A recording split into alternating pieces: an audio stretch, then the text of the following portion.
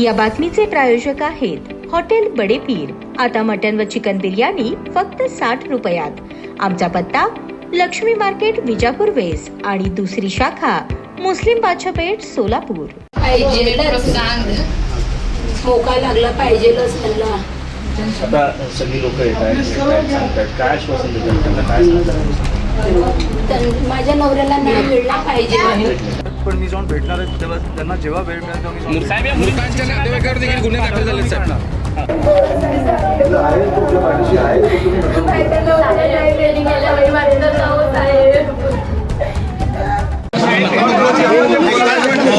खरं तर भाजपवाल्यांना मला एवढंच विचारायचं, तुमची पातळी एवढी पडली आहे, एवढी पडली आवाज बारीक पैसे फॉर्म परत घ्यायला सांगणं ठीक होतं, तुम्ही खून करायला लागले आता निवडणुकांसाठी। मला वाटतं समोरच्या पक्षात पण काही आपले लिडर्स आहेत ज्यांची मुलं आहेत।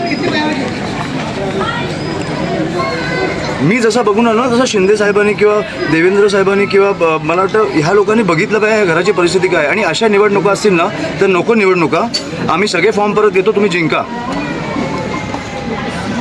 ती बघा मुलगी परत उठली। ह्या अशा निवडणुका ही आपल्या महाराष्ट्राची परिस्थिती आणून ठेवली आहे तुम्ही।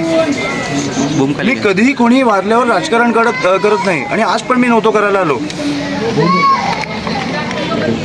पण तुम्हाला कधीतरी कळणार आहे की नाही की तुमचे राज्य कुठे नेऊन ठेवलंय तुम्ही। मला वाटतं आपल्या सगळ्यातला एक माणूस जागा झाला पाहिजे आणि ह्या गोष्टींचा विचार केला पाहिजे।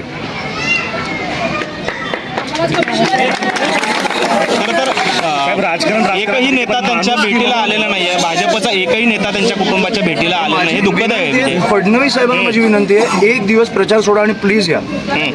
तुम्हाला निवडणुका काय कुठच्या पातळीला नेऊन ठेवल्यात ना आपल्याला कळतील। कुठे माझी विनंती आहे त्यांना, मोठे नेते आहेत पण मला वाटतं की आपल्या राज्याचे मुख्यमंत्री आहेत, कुठेतरी आपलं राज्य कुठे चाललंय हे त्यांनी पण बघितलं पाहिजे। ही कुठची परिस्थिती आहे, एक आई एक बायको 2 मुली आज अस्थि विसर्जन करून आलेत, कशासाठी? निवडणुकीसाठी।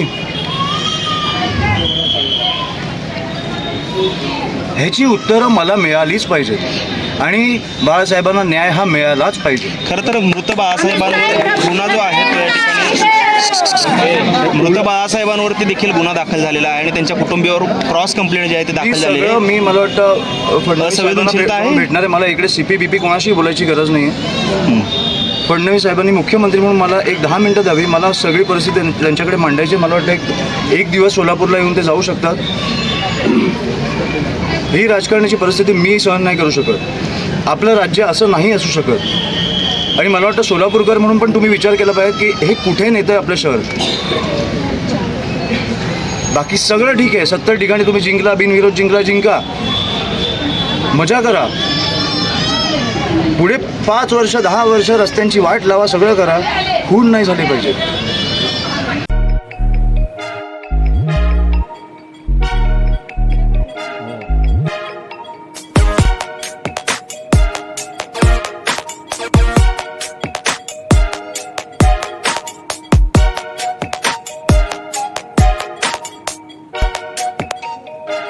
सोलापूर शहरातील सुप्रसिद्ध हॉस्पिटल म्हणजे सेंट्रल मल्टी स्पेशालिटी हॉस्पिटल मागील अनेक वर्षापासून सेवा बजावत आहे। 24 तास इमर्जन्सी सर्व्हिस, मॉडर्न टेक्नॉलॉजी, अनुभवी डॉक्टर्स तसेच अत्याधुनिक तंत्रज्ञान सुविधांनी सुसज्ज स्त्रीरोग प्रसूती विभाग, ऑर्थोपेडिक विभाग, मेडिकल विभाग आणि इतर एकमेव नाव म्हणजे सेंट्रल मल्टी स्पेशालिटी हॉस्पिटल। पत्ता गणेशपेठ शॉपिंग सेंटर, मंगळवार बाजार, सोलापूर।